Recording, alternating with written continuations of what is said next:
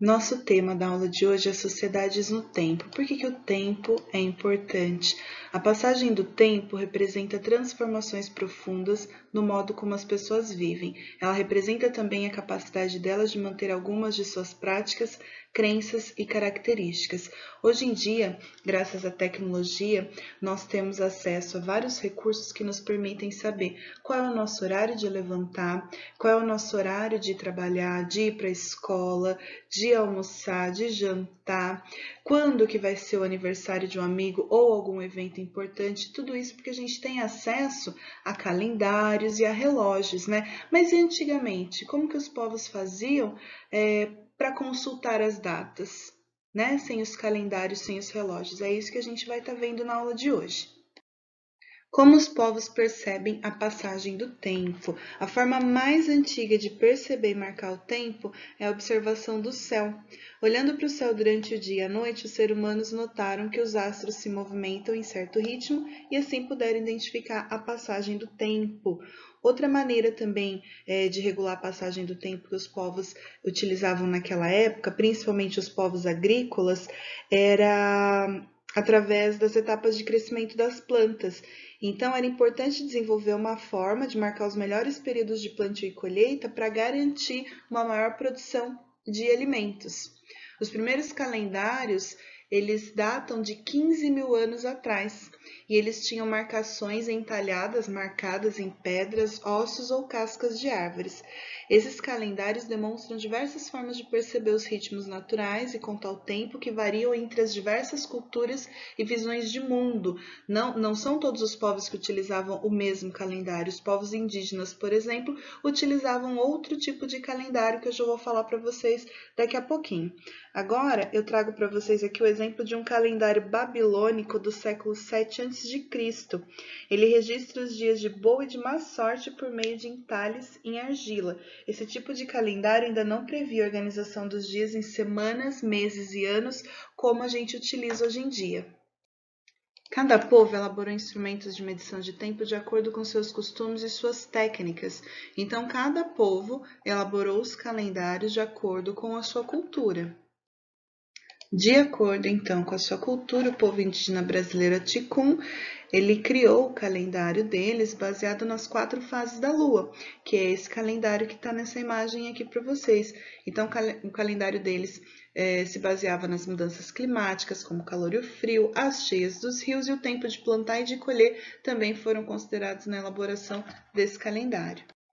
Outro exemplo de calendário é o da Etiópia, né? O calendário etíope ele tem 12 meses com 30 dias e um mês com apenas 6 dias. E o calendário deles começa no dia 11 de setembro do calendário gregoriano, que é o que a gente utiliza aqui no Brasil. Esse calendário foi criado na Europa no século XVI e hoje em dia ele é utilizado em grande parte do Ocidente.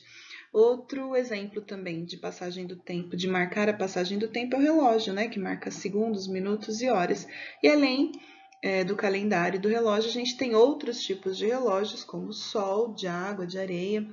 Agora eu trouxe para vocês um calendário de 1582 para vocês observarem os dias que tem nele. Esse calendário aqui é que marca a transição para o calendário gregoriano. Observem bem os dias, vejam se vocês notam algo de diferente. Perceberam?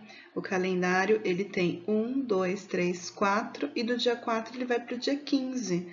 Isso aconteceu porque em 1582 o Papa Gregório XIII decidiu adotar um novo calendário baseado nos movimentos da Terra em relação ao Sol. O antigo método conhecido como calendário juliano, que era o que veio antes do gregoriano, também se baseava no Sol, só que ele aumentava o ano solar em 11 minutos e 14 segundos. Então, a cada 4 anos, um dia precisava ser acrescentado para manter as estações do calendário sincronizados. O método Papa Gregório corrigiu esse erro e avançou o calendário em 10 dias a partir do dia 4 de outubro de 1582. Então, o dia 5 de outubro passou a ser dia 15 de outubro. É claro que o tempo passou da mesma forma, mas as datas desapareceram e o calendário gregoriano continua sendo o sistema padrão na maior parte do mundo. Vamos às primeiras atividades, então, na página 197, número 1. Observe o calendário do povo Aticum e responda as questões.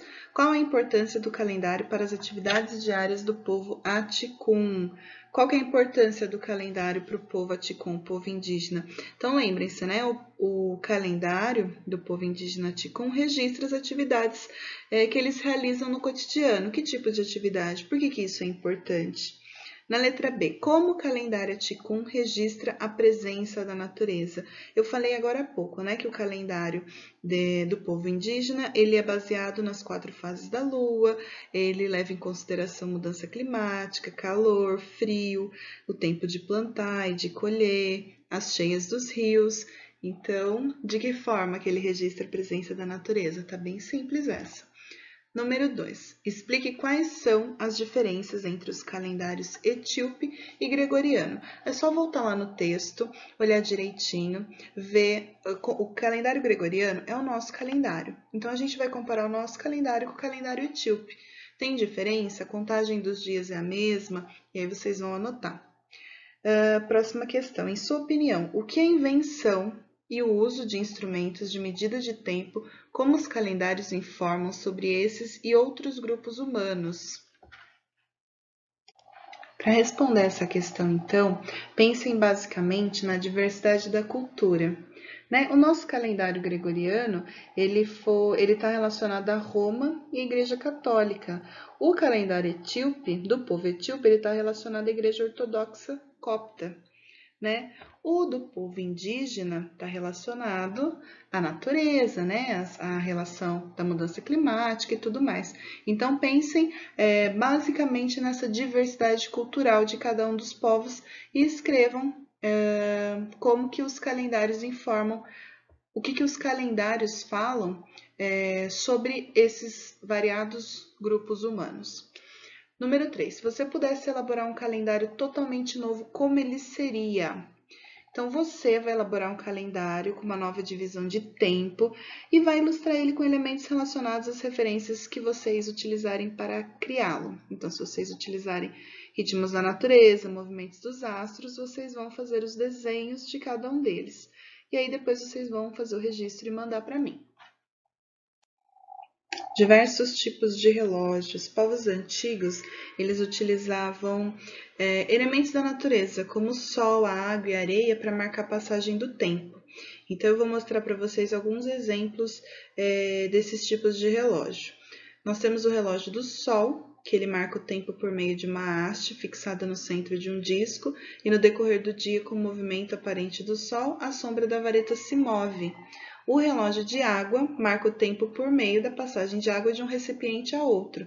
O relógio de areia funciona da mesma forma que o relógio de água, só que no lugar da água tem areia. Os relógios de areia e de água usam medidas fixas para calcular a passagem do tempo. Então, para visualizar melhor, aqui a gente tem as imagens dos diversos tipos de relógio, né? Temos os mais antigos e alguns mais atuais. O relógio de sol, com a haste no meio, tá vendo? O sol vai bater aqui, essa haste vai fazer sombra em cima do número, marcando a passagem do tempo. Temos o relógio de água e temos o relógio de areia, ampulheta, né? Mais atualmente, o modelo de relógio de pulso, um relógio de pêndulo e um relógio que chama clepsidra, que também é conhecido como relógio de água. Vamos a mais algumas atividades. Então, nessa primeira aqui, vocês têm uma tabela e vocês vão marcar com um X as características de cada relógio. Então, na horizontal, nós temos relógio de água, relógio de sol, relógio com ponteiros, relógio de areia e relógio digital. Nós temos todos os tipos de relógio. E aqui na vertical, nós temos características. Precisa de bateria? Usa elementos da natureza para medir o tempo? Marca a hora exata? Usa medidas fixas? Então, por exemplo, o relógio de água precisa de bateria? Não precisa. O relógio de sol precisa de bateria? Não. De que ele precisa? De sol, assim como o relógio de água precisa de água. O relógio com ponteiros precisa de bateria? Precisa, vou marcar um X. E o relógio de areia precisa? Não. E o relógio digital? Também. Então, vocês vão ler um por um e vão fazendo essas marcações aqui de acordo com as características de cada um. Atividade número 2, observe os relógios. Então, a gente tem o relógio de sol e o relógio de parede com ponteiros. Letra A, o que esses relógios têm de semelhante? O que eles têm de parecido? Vocês vão anotar aqui. Letra B, quais são as diferenças entre eles? Então, observem cada detalhe. Se tem ponteiro, se não tem, se tem número, que tipo de número que é, como que é feita a marcação da passagem do tempo, tudo isso vocês vão anotar aqui nas diferenças. Vocês podem até escrever assim, o relógio de sol, ele possui, um exemplo, o relógio de sol, ele possui os números romanos e tal, tal, tal. Já o relógio de parede com ponteiros, ele possui assim, assim, assim. Então, vocês vão anotar as características de cada um e, ao mesmo tempo, vão estar falando sobre as diferenças. Letrinha C. Qual relógio você usaria para ver as horas à noite e por quê? Por hoje é só. Leiam o texto com bastante atenção, respondam as questões com capricho, tá bom? Não esqueçam de fazer os registros e enviar para a professora. Se cuidem, estudem e qualquer dúvida é só me chamar.